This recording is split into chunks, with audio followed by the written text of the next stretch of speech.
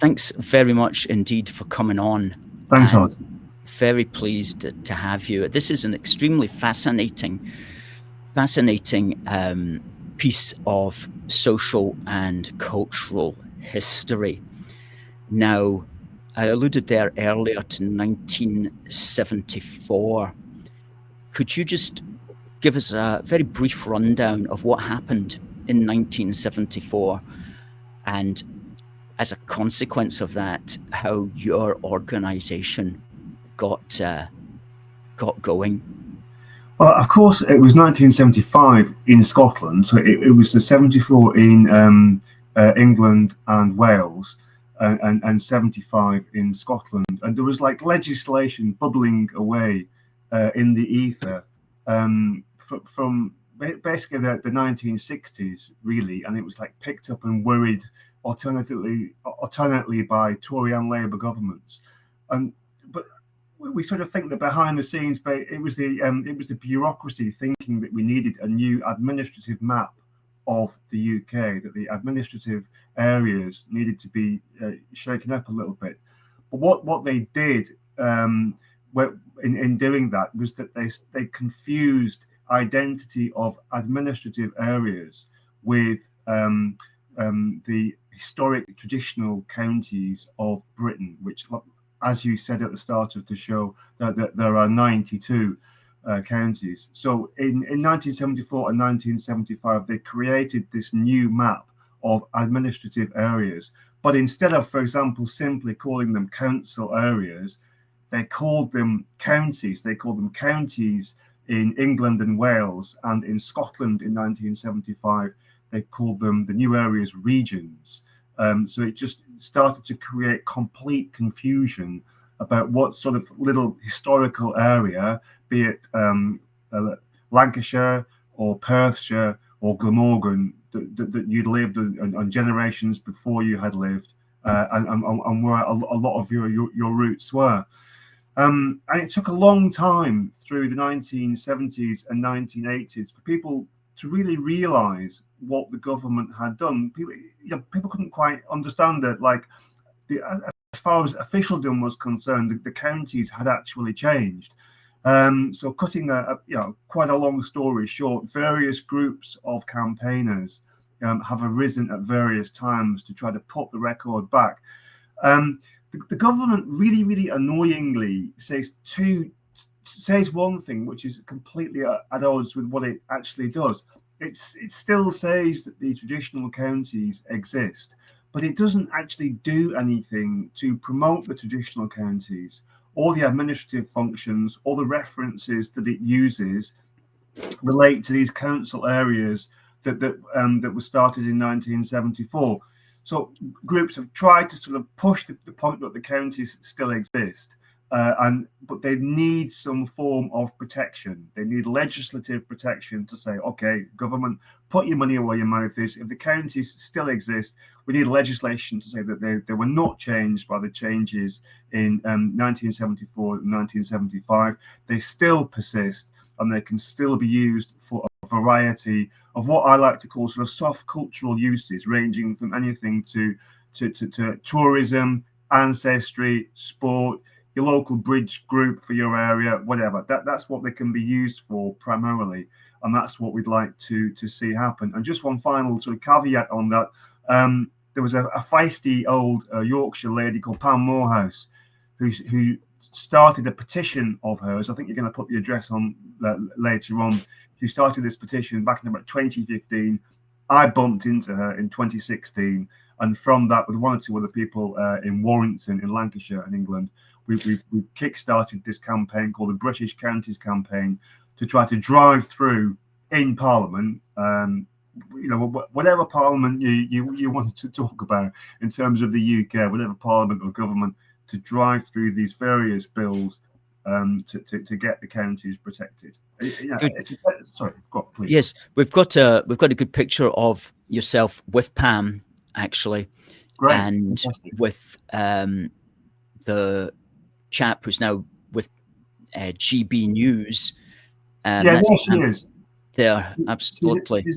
She's a very, very, very sweet lady, but I missed out she passed away sadly early of last year, February of 2024. She passed away, but she's laid a lot of the groundwork for this campaign. There's a link to a 10-minute video that I think you're going to put up at some point, where you can see her talking in a number of remarkable locations in the UK, and that also explains the basis for our campaign. And Chris Hope kindly invited us onto his show a year or two ago. I think it was in the build-up to the last election, maybe just before, because Pam wouldn't have been around, and we explained in a bit more detail what the campaign was about. Yes. Well, we've also got a map of the 92 counties, which we'll just stick up as well. And of those 92 counties, the audience to name them all alphabetically. Yeah, I bet you could name them all in alphabetical order. I won't ask you to do that though. But there's 39 in England. Yeah, there it is. 39 in England. There's 34 in Scotland. There's 13 in Wales, and there's 6 in Northern Ireland. Yeah, and that was the pre-74-75 map, and now we've got the new map, which is pretty. This is the one here, which is pretty much quite confused, as you say. There's still some of them are still called counties, but they've been made. They're different sort of measurements from the old counties, and then there's all these districts and unitary authorities as well. You see, if you look at the top of Scotland there, you've got that big sort of like salmon-coloured splodge, which is called Highland. So that's the name of the council area. It's called Highland, right up at the top. But if you actually drive around those areas, you can see that there's still that strong county identity. You've still got Caithness and Sutherland. There are still signs for these counties as you drive up the A9, whatever it is. Yeah, even Ross and Cromarty. So there is still identity there. Yes, absolutely. Well, in fact, looking at Cromartyshire up there in the northwest, if we focus in a bit more on it, you can see that that's it in the light blue there, but it also seems to be peppered throughout Rossshire, which is a kind of unusual thing. And any idea of why that might have come about in that way? Well, Cromarty is the weirdest of the counties. It's in about 25 different lumps. And there was a guy, George Mackenzie, who was Sheriff of Cromarty back in the late 1600s. And he owned like sort of various estates. And he applied to join these various estates to 2 separate parcels of land, one on the Black Isle near Cromarty, and the other one on the west coast of Scotland, actually, near Ullapool. He applied to, I think, King Charles II to have all those areas as a new county, and he was given royal license to bring them together into one county. And he was later ennobled as the Earl of Cromarty. So, he bought a few houses over Scotland, lumped them together. Hey, he had a new county, but that's very unusual. That's the most unusual of the Scottish counties. That is a very odd one. And back in the days when you could sort of do things like that, if you knew the right people. Can't you do that anymore with a few quid? Yeah, absolutely. But why do you think that it's important to remember these counties and to still use those, or be free to use those today if you want? What do you think's the sort of cultural, social significance of maintaining that in our memory and daily experience? Well, we've got to have roots. We've got to have things that we can stand on, which sort of positions us nicely for the future. We can't be continually ripping up the past, because we'll never have a future. We'll always be worried about where are we in the moment. If we know where we've come from, then we can say with much more confidence where it is that we're going. You know, we firmly believe that we're not trying to live in the past, we're trying to build on the past for a future. Yes, I like that idea of having a sense of place. And one of the problems with the modern world, I suppose, is we're so bombarded with sensory things from all around that sometimes we don't feel grounded That's true. in an actual physical place. And so that sense that you come from somewhere, or that you belong to somewhere, or that you've got a loyalty to somewhere, I think it's important. And when it's good to say I'm from, I always say, people say, where are you from? I'll say Ayrshire. I do notice that I just say that naturally, because although I lived most of my growing up life in Kirkcudbrightshire, my parents are from Ayrshire, both of them, and their parents are all from Ayrshire, and so on. So I find that a much more natural thing than to say, oh, I'm from Strathclyde. I'm from Strathclyde Unitary Authority, or whatever it is. You know, that doesn't. I remember back in '75 when this happened, and I remember the grown-ups at the table were like, you know, don't like this idea, you know, let's keep Ayrshire. What's all this Strathclyde thing? Because when you live in the air, there was absolutely no mandate. Therefore, they did it. They sort of, it's like perverse, really. It's like almost because you don't have the permission to do something, you can do it. You know, somebody said, Henry Smith, one of our MP supporters, said that the devil makes work for idle hands to do. You know, and if you do, what can go wrong will go wrong if you give people the power to muck around with things. Yeah, and the 70s was a period when they were mucking about with an awful lot of things, really. Yes. It starts in that time, and it's a child of the same time. I mean, obviously, there's a sort of that smell of the evolution of the common market and us going into what ultimately became the EU at that time. I mean, they were also children of the same time, really, where we were creating a new Britain. We were forgetting everything that we'd done in the past. We were redrawing, ripping up maps according to the whims of the latest political Johnny-come-lately, whatever, otherwise known as Michael Heseltine, of course. And that's the way it went back in the day. Yes. Here's a good question from Paul Hadlow for you, which you might be able to answer. He says, is Cornwall a county, a country, or both? And then he says, weirdly, an isolated blob of the Duchy of Cornwall is in North Kent.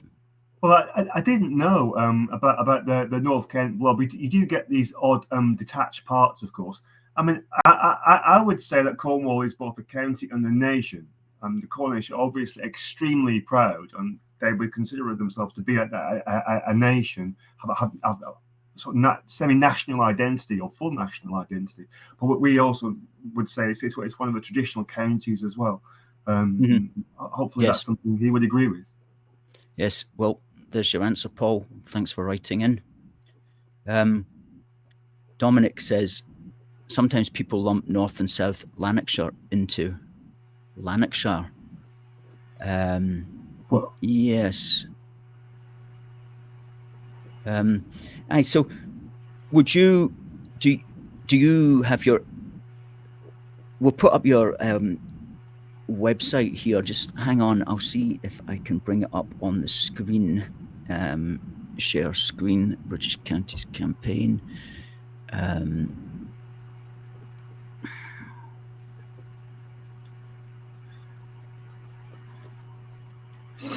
So this is your website. Do you have a video here? We do. Video. I don't know if we'll have the sound on this. Are you hearing the sound? I am. You are, good. This isn't.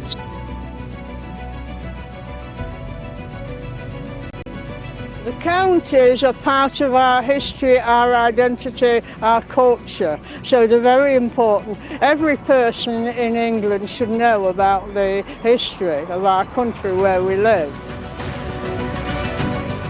In 1974, the Local Government Act came into effect, and essentially that destroyed in many parts of our country the historic identity of our counties. The historic counties were swept away. In 1974, there were changes writ large, and it just completely altered the map of England. Wales and Scotland are totally confused. They got rid of all the Welsh counties and made new ones, Powys and all the others. Scotland was also changed. Not a single person wanted any changes, so they made us. The change was forced on people. The change was forced on people. Yeah, that sounds fairly typical, I have to say. And that was Pam Moorhouse there.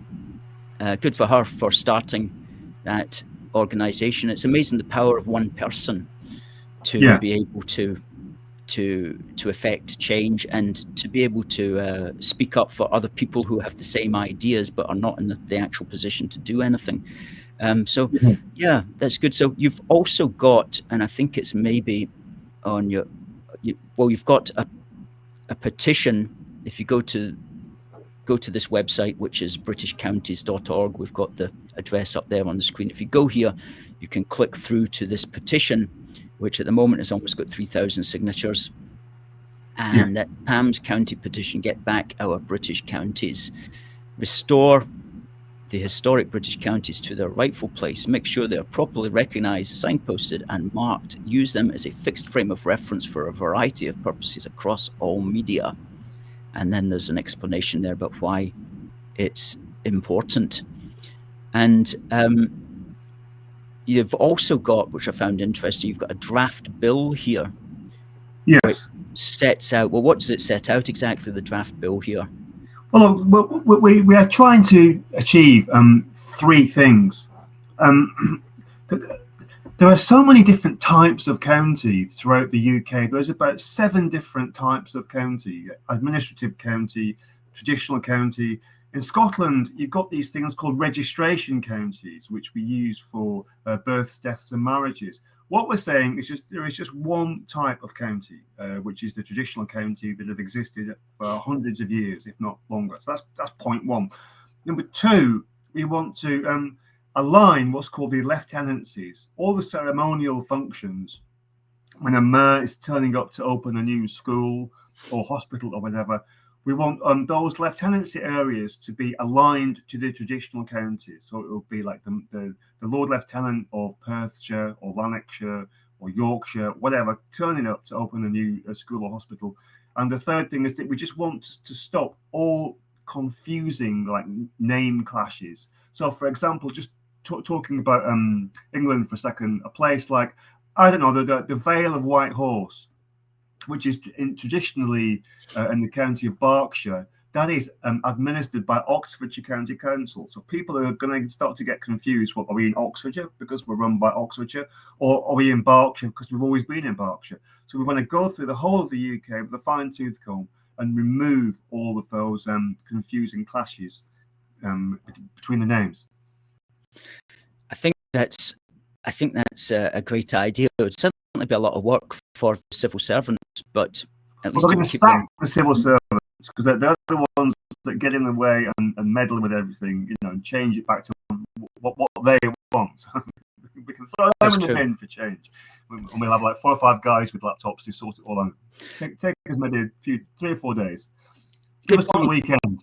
Yes, good point. If the will is there and if they've got a clear direction, I guess it could be done really quite quickly. Sign that petition, and the more names we get, the more support we're going to generate. It's a snowball effect, and the more we get noticed.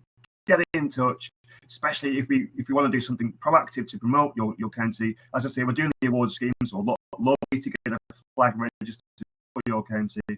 And you use your county or traditional area that harks back to the ancient times as much as you possibly. Absolutely. Well, if you'd like to ever come back on the program, if there's something if there's a big announcement you'd like to make, or there's a development in some way, please do just contact us, and we'll be happy to give you a boost about, and we'll make sure that people see this particular interview as well, and we'll be putting that out in full probably next Tuesday. So Gerard, it just remains for me to say thanks very much again for coming on. It's been very interesting and a real good introduction to this fascinating area of British history that needs to be kept alive, and you guys at the British Counties Campaign are certainly doing that, so thank you. Thanks, Alistair and team, for having us on, and it's been a real pleasure, and we look forward to connecting again soon.